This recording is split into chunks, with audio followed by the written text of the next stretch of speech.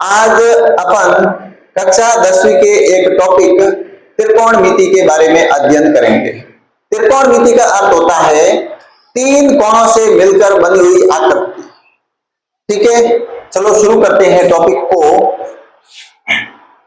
त्रिकोणमितीय अनुपातों की बात करें तो ये त्रिकोणमितीय अनुपात संख्या में स होते हैं, जिसमें पहला होता है साइन थीटा, दूसरा होता है कॉस थीटा, तीसरा होता है टेन थीटा।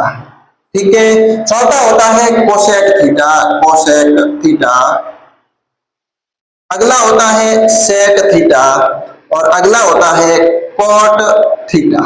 ये 6 त्रिकोणमितीय अनुपात है। ठीक है, और ये 6 त्रिकोणमितीय अनुपात क्या होते हैं, इसके बारे में अध्ययन करने के लिए आप अपने को एक समकोण त्रिभुज की जरूरत पड़ती है। समकोण त्रिभुज क्या होता है?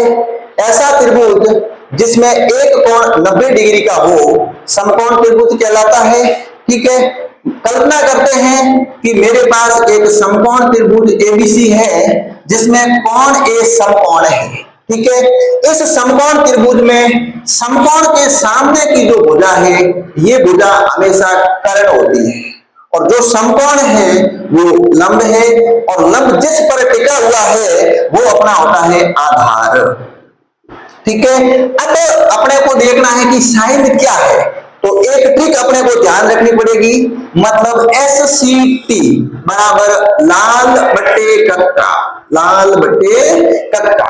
S का अर्थ होता है साइन, C का अर्थ होता है कॉस और T का अर्थ होता है टेन। L का अर्थ होता है लंब, A का अर्थ होता है आधार और K का अर्थ होता है कर्ण। ठीक है, अब देखना साइन थीटा जो होता है वो होता है लंब बटे कर्ण। जो साइन थीटा होता है वो होता है लंब बटे कर्ण। तो अपन यहां लिखते हैं साइन थीटा बराबर लंब बटे कर्ण। इसी प्रकार जो कोस होता है वो होता है A अपॉन K। A है आधार, K है कर्ण, तो कॉस थीटा हो जाएगा आधार बट्टे कर्ण। ठीक है, इसी प्रकार जो T है वो टेन थीटा को बताएगा। मतलब टेन थीटा होता है लंब बट्टे आधार, टेन थीटा बराबर होता है लंब बट्टे आधार। ठीक है, अब जो अपना कोसेक थीटा है, ये कोसेक थीटा साइन थीटा का उल्टा होता है। कोसेक थीटा साइन थीटा का क्या होता है? उल्टा होता है। मतलब अब अपना जो कोसेक थीटा है वो कर्ण अपॉन लंब हो जाएगा। क्या होगा? कर्ण अपॉन लंब हो जाएगा। ठीक है, और जो कॉस थीटा है, इस कॉस थीटा का उल्टा होता है सेक थीटा, तो सेक थीटा अपना हो जाएगा कर्ण बटे आधार। इसी प्रकार जो कॉट है वो टेन का उल्टा होता है, टेन होता है लंब बटे आधार, तो कॉट थीटा हो जाएगा अपना आधार बटे लंब। ठीक है, अब ये अपने पास त्रिकोणमितीय अनुपात है और ये क्या है, कहां काम आते हैं, तो इसके बारे में देखना आप। जो साइन थीटा है, ये साइन थीटा कौन होता है? जो लंब बटे कर्ण के बीच में पड़ा है। लंब और कर्ण, ये लंब है और ये कर्ण है, तो दोनों के बीच में ये वाला जो कोण है, ये वाला कोण थीटा है। ठीक है, साइन थीटा है। इसी प्रकार जो कॉस थीटा होता है वो आधार और कर्ण के बीच में होता है। आधार और कर्ण के बीच में ये वाला जो कोण है, ये वाला कोण अपना कॉस थीटा होता है। ठीक है, अब एक होता है बोधायन प्रमेय। कौन सा प्रमेय? बोधायन प्रमेय। इस बोधायन प्रमेय का एक अन्य नाम होता है जिसे बोलते हैं पाइथागोरस प्रमेय। कौन सा प्रमेय? पाइथागोरस प्रमेय। इस पाइथागोरस प्रमेय के अनुसार किसी समकोण त्रिभुज की सबसे बड़ी भुजा का वर्ग उसी त्रिभुज की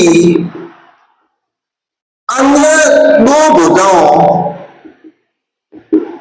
के वर्गों के योग के बराबर होता है।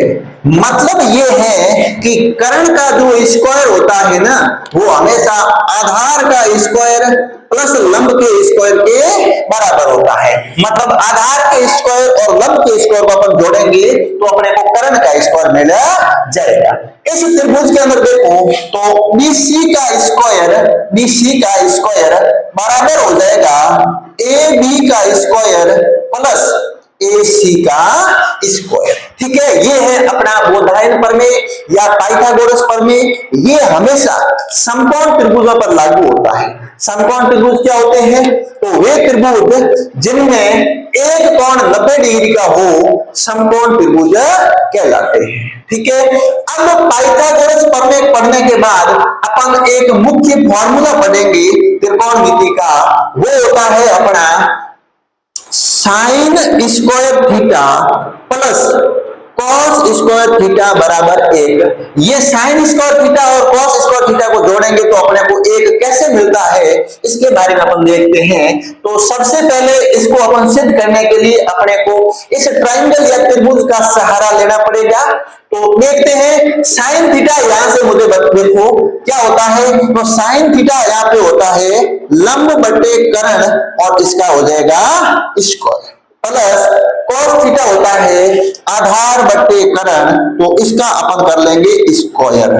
ठीक है, अब देखो इस त्रिभुज के अंदर लंब का मान कितना है? तो इस त्रिभुज के अंदर लंब का मान है अपने पास AC और इस त्रिभुज में कर्ण है वो अपना है BC और अपन कर लेंगे इसका होल स्क्वायर। फिर आएगा प्लस वापस आधार देखो तो आधार अपने पास पड़ा है AB और कर्ण अपने पास पड़ा है BC।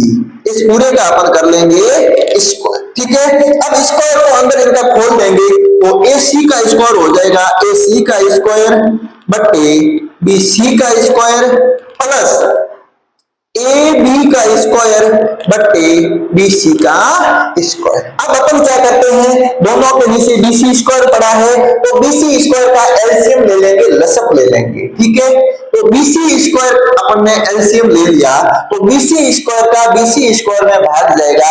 एक बार उस एक का अपन AC स्क्वायर से गुणा करेंगे तो अपने को AC स्क्वायर मिल जाएगा। बीच में प्लस है, BC स्क्वायर का BC स्क्वायर में भाग जाएगा तो एक आएगा, उस एक का AB स्क्वायर से गुणा करेंगे। ठीक है, अब देखना AC square plus AB square, AC square plus AB square. देखो यहाँ पे AC square plus AB square अपने पास किसके बराबर है? ये अपने पास BC स्क्वायर के बराबर है। किसके बराबर है? BC स्क्वायर के बराबर है। और नीचे BC स्क्वायर पड़ा है तो BC स्क्वायर में BC स्क्वायर का भाग जाता है, BC स्क्वायर में BC स्क्वायर का भाग जाता है तो अपने पास एक आता है। ठीक है, तो अपनी सर्व समीकरण सिद्ध हो गई कि साइन स्क्वायर थीटा और कॉस स्क्वायर थीटा को अपन जोड़ेंगे तो अपने को एक मिलेगा।